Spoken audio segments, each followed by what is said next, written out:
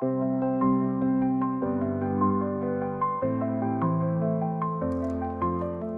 Patavini, questa sera vi ho aperto la porta e vi do il benvenuto all'Agriturismo La Buona Terra, dove parteciperò a una serata molto particolare a tema giallo. Io mi sono appunto anche abbigliato a tema, spoiler, era il mio colore preferito quando ero piccolo e ci sarà un menù interamente dedicato a questo colore. Andiamo!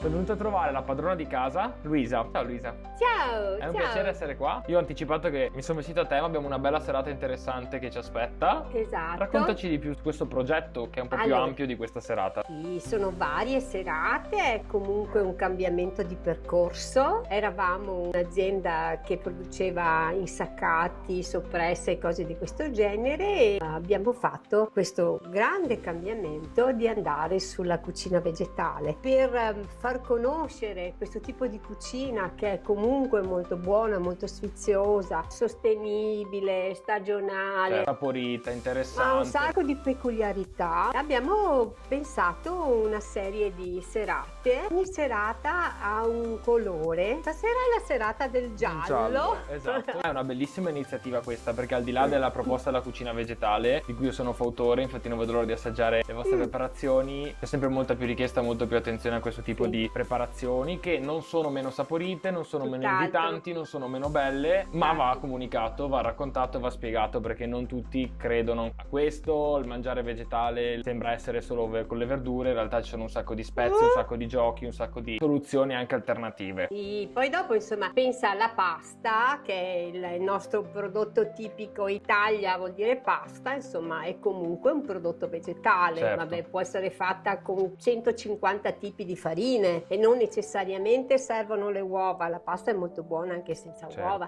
Stasera infatti ci sarà la pasta ripiena, i tortelli. Io stavo pensando al risi e bisi, alla pasta e fagioli, che sono comunque Mamma mia. dei piatti fortissimi della nostra tradizione, che appunto possono essere, devono essere fatti in maniera vegetale, secondo me, proprio per risvegliare anche i sapori e i profumi che la terra ci dona, perché non serve mettere sempre guanciale, pancetta per saporire. Chiaro che poi dopo dipende sempre dal modo di pensare delle persone, però voglio dire l'alimentazione vegetale è un'alimentazione molto salutare per le persone prima di tutto e per l'ambiente in secondo luogo, perché questo evita l'utilizzo di allevamenti intensivi, di certi tipi di prodotti. È un modo di intendere l'alimentazione in modo diverso. È uno stile, una filosofia di vita. Io ho vissuto anche fuori casa un periodo e tuttora sto cercando di utilizzare questo tipo di stile di vita vegetale appunto durante i miei pasti. Certo, quando sono fuori capita gli assaggio, degusto tutto, perché a me piace mangiare tutto per fortuna, però sono assolutamente d'accordo con quanto hai detto e non vedo l'ora di essere accomodato al tavolo, che è già in tono con il mio Sei già abbigliamento. pronto? Andiamo. Adesso mi permetto di andare a spirciare in cucina, perché sapete che a me mi piace curiosare.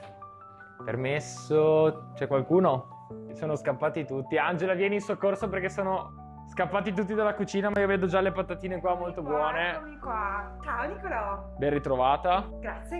Qua sono scappati tutti, ma io vedo già diverse Sì, preparazioni sì. molto belle, molto invitanti e molto gialle. Molto giallo, esatto, perché è il colore principe della serata, giallo della luce e della primavera. Allora facciamo così, non spoilerarmi niente, le cuoche sono scappate, noi andiamo a accomodarci e poi resto con la sorpresa, va bene? Esatto, menù sorpresa. Menù surprise.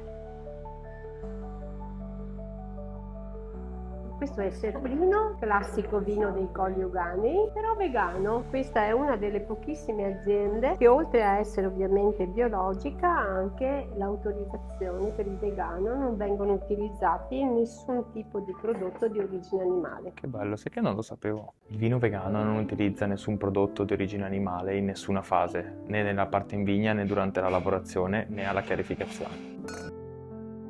Allora, incominciamo intanto con questo piccolo antipastino. Si tratta di una ciambellina di ceci con verdure. La particolarità è che si tratta di un impasto che è la base della farinata di ceci, arricchita con le verdure di stagione, ovviamente, quindi zucca, carote, è ovviamente speziata perché a noi le spezie piacciono tantissimo e danno, secondo noi, un tocco particolare in più ai piatti. Poi noce moscata, un po' di pepe bianco, quello che il piatto richiama. All'interno abbiamo messo una maionese di cavolo, cappuccio e curcuma, sempre per dare più valore alle verdure, quindi le usiamo anche nelle salse, in qualsiasi preparazione usiamo sempre solo una verdura dentro. E abbiamo messo sopra una chips di riso soffiato, sempre fatta da noi, quindi passata prima in essiccatore, poi fritta giusto quei 2 secondi in modo tale che il riso gonfi e crei quell'effetto molto croccante, molto gradevole al palato. Buon inizio! Questo primo piatto è pasta fatta a mano da noi. Abbiamo messo della curcuma per richiamare appunto il giallo del tuorlo. Per ripieno invece abbiamo della zucca, che ormai siamo verso fine stagione, la note croccante delle noci e lo zenzero che dà un po' di piccantezza. Sopra invece abbiamo messo un fermentato di kefir di soia e zucca, che è un po' sapido, che quindi va a completare il palato e a riempirlo. Buona continuazione. Grazie.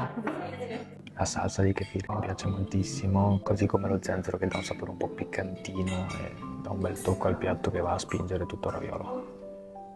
Se vi siete accorti, sul vostro tavolo ci sono dei rudimentali fiorettini. Cosa vorrei che faceste per noi? Allora, mio papà oggi ha raccolto questo bellissimo, tra virgolette, però lo diventerà, ramo di olmo, e vorremmo che lo riempisse di ricordi felici. Davanti a voi avete un tortino di fagioli cannellini con carote e curry. Abbiamo pensato di fare questo perché è un modo alternativo per mangiare i legumi, che di solito è un ortaggio un po' ostico, non si sa mai come farli. Questo è un modo un po' creativo ma anche gustoso e simpatico, diciamo, per unire i legumi alle verdure. Oltre a questo abbiamo sul piatto sotto una cremina di zucca e agrodolce. Ci ho messo un po' di aceto di mele per renderlo stuzzichevole, diciamo, e andare a completare anche la dolcezza sia dei fagioli cannellini che trovate sul tortino, sia della patata speziata, che è comunque tendenzialmente dolce. Per arricchire la patata, all'interno delle fettine che avete visto che l'ho tagliata, abbiamo messo una mousse di anacardi, curcuma, che è un po' più sprintosa, diciamo, gli dà quel brio che completa il sapore, diciamo, della patata, che è comunque abbastanza neutra. Anche il fatto di abbassare le luci è un po' di accompagnamento verso quella che è la fase notturna, quindi un attimino calmare il nostro sistema, abituarlo alle luci un po' più soffuse e soprattutto comunicargli che dopo se va in branda ninne. La cena logicamente è bella leggera, quindi vi aiuterà sicuramente a dormire senza problemi, ma come ho detto ci stiamo avvicinando alla conclusione. Abbiamo pensato di abbassare le luci perché così vi possiate concentrare a gustare quello che le nostre cuoche hanno preparato per noi anche nel dolce. Quindi vi auguro una buona meditazione e mangerezza ancora una volta. Grazie. Anacardi e i semi di lino, che possono essere utilizzati nelle torte vegane per sostituire l'uovo. E poi abbiamo una crema chantilly molto delicata agli agrumi con delle note di limone e arancia. Buona Grazie. fine.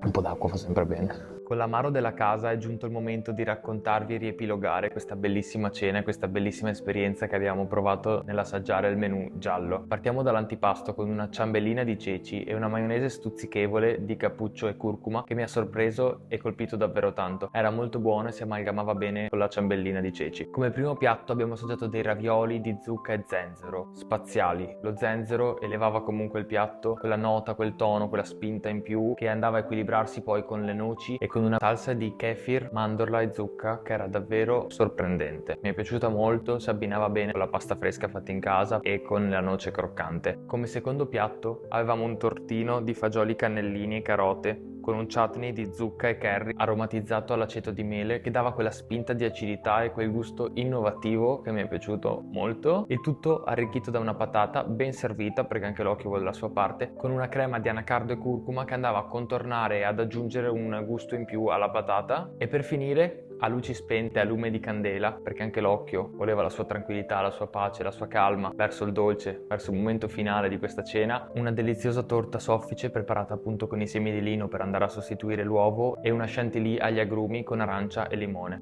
Bevo un goccio che magari parlo meglio con l'amaro della casa. È stata una bellissima esperienza, una bellissima cena nel quale siamo stati a contatto comunque con il cibo e in connessione con esso. Abbiamo avuto anche il piacere di soffermarci su una meditazione mangereccia, come è stata chiamata, e di godere appunto dei momenti della cena e del dopo cena anche a lume di candela. Buona serata e alla prossima. Ricordatevi di iscrivervi al canale, di suggerire il video ai vostri amici e a presto. Ah, comunque scusate, non menzionavo l'amaro, però merita anche questo.